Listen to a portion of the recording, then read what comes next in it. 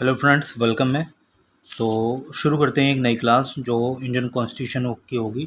तो हम जो बात कर रहे हैं वो पीसीएस यूपीएससी के उत्तर प्रदेश पीसीएस और साथ ही साथ अन्य परीक्षाओं के लिए बात कर रहे हैं, लेकिन मैंने टारगेट अपना स्टेट लेवल यूपी पीसीएस जो 27 अक्टूबर को होने वाला है उसकी बात कर रहे हैं।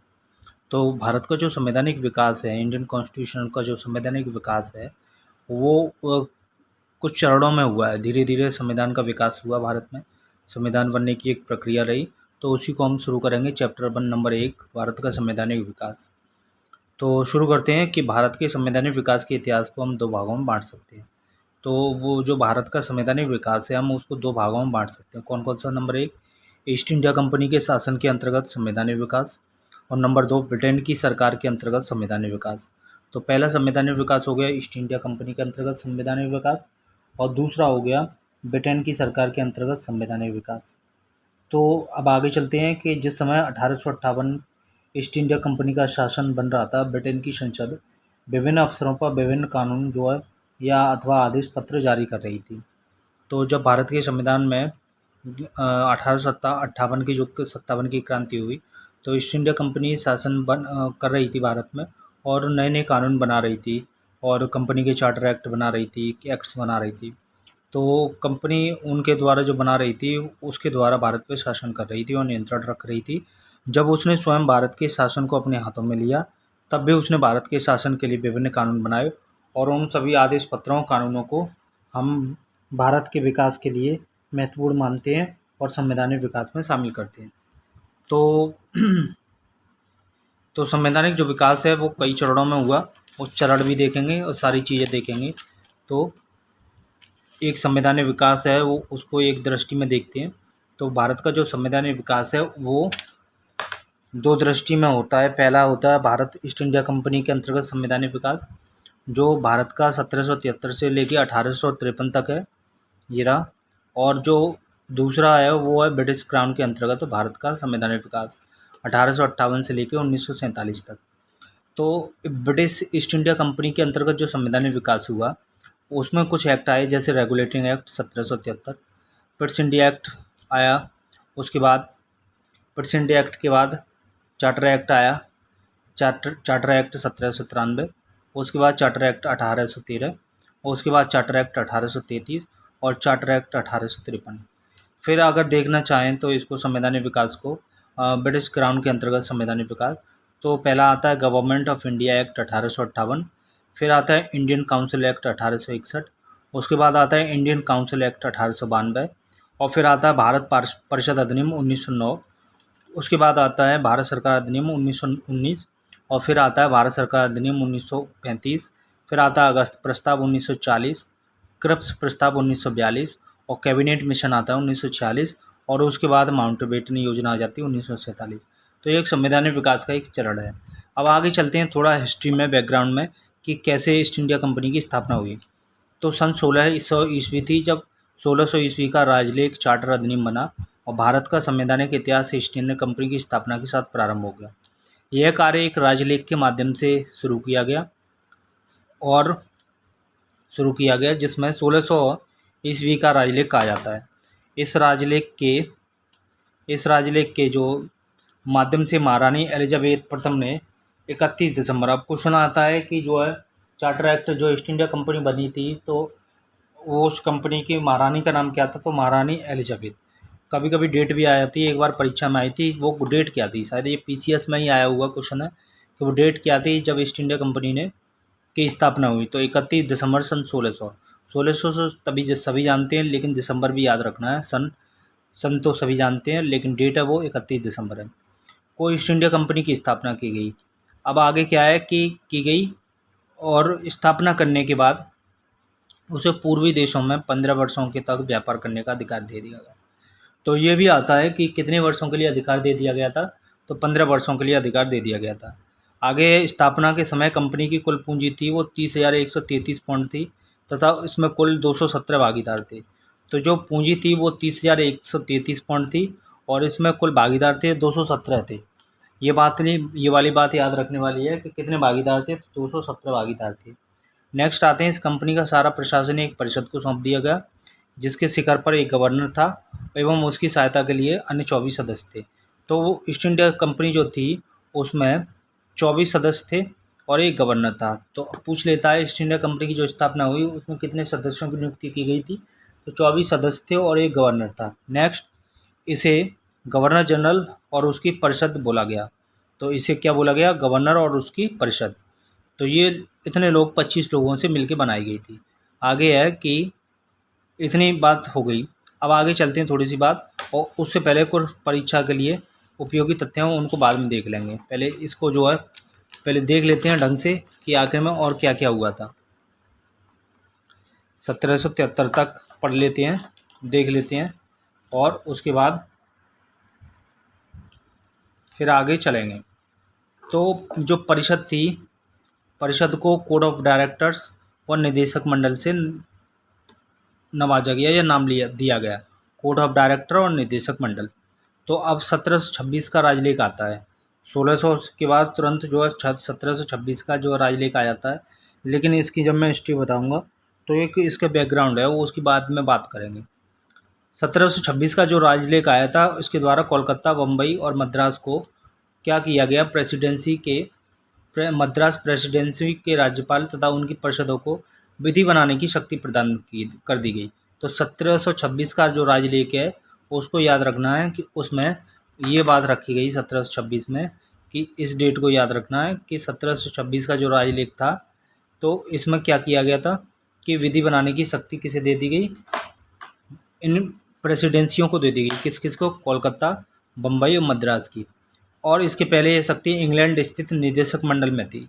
1726 से पहले ये जो पावर थी वो इंग्लैंड में थी, लेकिन 1726 के राजलेख में ये बता दिया गया कि अब कोलकाता, बम्बई और मद्रास की प्रेसिडेंसियों के जो राज्यपाल होंगे उनको ये पावर होगी कि वो अब कानून बना सकेंगे। ठीक है, आगे बात चलती है 1773 की रेगुलेटिंग एक्ट की। तो 1773 का रेगुलेटिंग एक्ट, तो तत्कालीन ब्रिटिश प्रधानमंत्री लॉर्ड नॉर्थ थे। नॉर्थ बुक भी कहीं कहीं होता है, लॉर्ड नॉर्थ भी याद रखना है। तो 1773 का जो रेगुलेटिंग एक्ट बना वो लॉर्ड नॉर्थ उस समय प्रधानमंत्री थे। इंग्लैंड के द्वारा गठित एक समिति बनाई गई जिसका नाम था सीक्रेट कमेटी, हिंदी में होता है गुप्त समिति, की सिफारिश पर ये पारित किया गया था एक्ट। तो ये बीपीएससी में, बिहार पीसीएस में आया क्वेश्चंस, कौन सा, कि जो समिति बनी थी उस समिति का नाम क्या था, तो गुप्त समिति या सीक्रेट समिति थी जिसके द्वारा ये जो बना था कौन सा, रेगुलेटिंग एक्ट। इसका मुख्य उद्देश्य क्या था, कंपनी के कार्यों को भारत तथा ब्रिटेन दोनों स्थानों पर नियंत्रण करना तथा कंपनी में व्याप्त दोषों को समाप्त करना। तो इसका काम क्या था कि इसका मुख्य उद्देश्य था कि जो कंपनी में जो भ्रष्टाचार हो रहा है और उसके दोषों को खत्म करना और भारत तथा ब्रिटेन दोनों स्थानों पर नियंत्रण स्थापित करना, और कंपनी में जो घूस और भ्रष्टाचार और दोष थे उसको खत्म करना। कंपनी की गतिविधियां दो मुख्य केंद्र थे, पहला था इंग्लैंड, दूसरा था भारत। कंपनी के संपूर्ण प्रशासन के सुपरविजन हेतु इंग्लैंड में 2 संस्थाएं बनाई गई। अब कंपनी के जो सुपरविजन, जो ईस्ट इंडिया कंपनी थी उसके सुपरविजन के लिए, उसकी देखरेख के लिए, उस पर नज़र रखने के लिए, समीक्षा के लिए उसमें इंग्लैंड में 2 संस्थाएं बनाई गई। कौन कौन सी, इसको पहली संस्था बनाई गई निदेशक मंडल, कोड ऑफ डायरेक्टर्स, और दूसरी संस्था बनाई गई स्वत्वधारी मंडल यानी कोड ऑफ प्रोप्राइटर्स, जिनका स्वत्व था, मतलब स्वत्व का मतलब होता है उसके जो है उसमें हिस्सेदारी थी। कोड ऑफ प्रोप्राइटर और निदेशक मंडल कोड ऑफ डायरेक्टर। तो इंग्लैंड में कंपनी के 2 संस्थाएं बन गई। ये दोनों संस्थाएं गृह सरकार की अंग थी, जो गृह मंत्रालय था उसकी जो दोनों संस्थाएं थी इंग्लैंड में। तो अब ये पूर्ववर्ती जो संस्था थी इंग्लैंड में कंपनी की कार्यपालिका थी, जो ये दोनों संस्थाएं गृह सरकार की अंग थी। फिर पूर्ववर्ती संस्था इंग्लैंड में कंपनी की कार्यपालिका थी। जो पहले की संस्थाएं थी वो इंग्लैंड में कार्यपालिका से बनी थी, और ये दोनों संस्थाएं नहीं बनी थी, ये गृह मंत्रालय की थी। इसमें 24 निदेशक होते थे। इसका चुनाव जो है प्रतिवर्ष स्वत्वधारी मंडल कोड ऑफ प्रोप्राइटर से किया जाता था। तो निदेशक मंडल थे उसमें 24 सदस्य थे, उसमें से चुने कहाँ से जाते थे, जो स्वत्वधारी थे, जो प्रोप्राइटर थे, जिनका उसमें हिस्सेदारी थी, ईस्ट इंडिया कंपनी में शेयर थे, वो लोग उनमें से चुने जाते थे। निदेशक मंडल प्रतिवर्ष सदस्यों में से एक अध्यक्ष होता था, एक उपाध्यक्ष का चुनाव करता था। और निदेशक मंडल में क्या होता था कि उसमें से एक सदस्य जो है, एक अध्यक्ष चुना जाता था, एक उपाध्यक्ष चुना जाता था। अध्यक्ष कंपनी का मुख्य कार्यकारी अधिकारी होता था, और जो अध्यक्ष होता था वो कंपनी का मुख्य कार्यकारी अधिकारी होता था। आगे है, अब इस एक्ट के तहत निदेशक मंडल जो था, बोर्ड ऑफ डायरेक्टर था, की कार्यावधि 1 वर्ष के स्थान पर 4 वर्ष कर दी गई। पहले निदेशक मंडल था, उसकी समय सीमा थी काम करने की, वो 1 वर्ष थी, और उसके बाद समय सीमा बढ़ाकर कितनी कर दी गई, अब 4 वर्ष कर दी गई। और साथ ही यह उपबंधित किया गया कोर्ट ऑफ डायरेक्टर की कुल सदस्य संख्या 24 के 1/4 1/4 सदस्य प्रतिवर्ष अवकाश ग्रहण करेंगे। और ये बताया गया कि जो निदेशक मंडल है, कोर्ट ऑफ डायरेक्टर है, बोर्ड ऑफ डायरेक्टर है, उसके 1/4 सदस्य 6 लोग, करीबन 24 का 1/4 हो गया, मतलब 6 लोग, 4×4 = 24, 6 लोग प्रतिवर्ष अवकाश ग्रहण करेंगे। और पुनः कंपनी के निदेशक चुने जाने का उन्हें अधिकार उन्हीं लोगों को होगा जो कम से कम 1 वर्ष पूर्व कंपनी में 1000 पाउंड के शेयर धारक रहे हैं। और दोबारा से अगर पहली बात तो उन्हें चुना नहीं जाएगा, और चुना तभी जाएगा जब वो कंपनी में 1000 पाउंड के जो धारक रहे हैं। नेक्स्ट बात ये थी कि इस एक्ट के पहले कंपनी के निदेशक मंडल का चुनाव कंपनी के 500 पाउंड के अंशधारियों के द्वारा होता था। अब ये कीमत बढ़ा दी गई, 1000 पाउंड कर दिया गया, जिसमें कंपनी की हिस्सेदारी होगी, उस व्यक्ति को ही चुना जाएगा दोबारा। अब आगे चलते हैं, भारतीय परिप्रेक्ष्य में इस जो चीज़ बनी थी, इसका क्या रोल रहा और इसकी क्या उपयोगिता रही। तो भारत के परिप्रेक्ष्य में कंपनी प्रशासन में बंगाल के फोर्ट विलियम प्रेसिडेंसी के प्रशासक को इस एक्ट के माध्यम से अंग्रेजी क्षेत्र का गवर्नर जनरल बना दिया गया। तो जो बंगाल का फोर्ट विलियम जो प्रेसिडेंसी का प्रशासक था, इस एक्ट के माध्यम से अंग्रेजी क्षेत्रों का, जो भारत में अंग्रेजी ईस्ट इंडिया कंपनी थी, अंग्रेजी क्षेत्रों का गवर्नर जनरल बना दिया गया। अर्थात बंगाल यानी कि कलकत्ता, मुंबई और मद्रास प्रेसिडेंसियाँ जो एक दूसरे से पहले अलग अलग थी यानी स्वतंत्र थी, इस अधिनियम के द्वारा बंगाल प्रेसिडेंसी के अधीन करके बंगाल के गवर्नर को तीनों प्रेसिडेंसियों का गवर्नर जनरल बना दिया गया। पहले बंगाल, मुंबई और मद्रास, इनकी जो है प्रेसिडेंसियाँ अलग थी और इनके गवर्नर कहलाते थे अलग अलग, जो इन जो जगहों को देखते थे वो गवर्नर कहलाता था। लेकिन जब ये 1773 का रेगुलेटिंग एक्ट आया, तो अब ये तीनों ही जगह को एक जगह ला दिया गया बंगाल के अधीन, और वो नाम दिया गया बंगाल का गवर्नर जनरल। तो गवर्नर जनरल ऐसे करके नाम पड़ गया। बंगाल के गवर्नर को तीनों प्रेसिडेंसियों को गवर्नर जनरल बना दिया गया, और शासन की समस्त सैनिक तथा सिविल शक्तियों को गवर्नर जनरल तथा उसके 4 सदस्यीय परिषद को सौंप दिया गया। और ये कह दिया गया कि अब सारी जितनी भी पावर है, चाहे वो आपकी सैनिक पावर है या फिर प्रशासन करने की जितनी भी पावर है और निर्णय लेने की शक्ति है, अब वो गवर्नर जनरल के अधीन हो जाएगी, सौंप दिया गया। और निर्णय में बहुमत हेतु गवर्नर जनरल के रूप में निर्णय में गवर्नर जनरल के अधीन कर दिया गया, और शासन की समस्त सैनिक और सिविल शक्तियों को गवर्नर जनरल तथा उसके 4 सदस्यीय परिषद को सौंप दिया गया। तो ये काम हुआ था 1773 में। अब क्या था, आगे सौंप दिया गया और निर्णय में बहुमत हेतु गवर्नर जनरल को निर्णायक मत देने का अधिकार दे दिया गया, और बोल दिया गया कि अगर कोई डिसीजन होता है और बहुमत में कोई बात हो रही है तो गवर्नर जनरल को अपना मत देगा और वही सर्वमान्य होगा। आगे वॉरेन हेस्टिंग्स को प्रथम गवर्नर जनरल नियुक्त किया गया, और कार्यकारिणी परिषद के अन्य 4 सदस्य थे, वो थे फिलिप फ्रांसिस, क्लेवरिंग और मानसन और बारबेल। ये 4 लोग थे गवर्नर जनरल की परिषद के। तो टोटल 5 लोगों से परिषद बनी, जिसमें एक गवर्नर जनरल और 4 सदस्य थे, फिलिप फ्रांसिस, क्लेवरिंग और मानसन और बारबेल। इस तरीके से जो है ये चीज़ बनी। अब आगे चलते हैं कि अधिनियम जो था, अधिनियम में, तो अधिनियम के अधीन 1774 में फिर क्या हुआ था, एक रेगुलेटिंग एक्ट बन गया।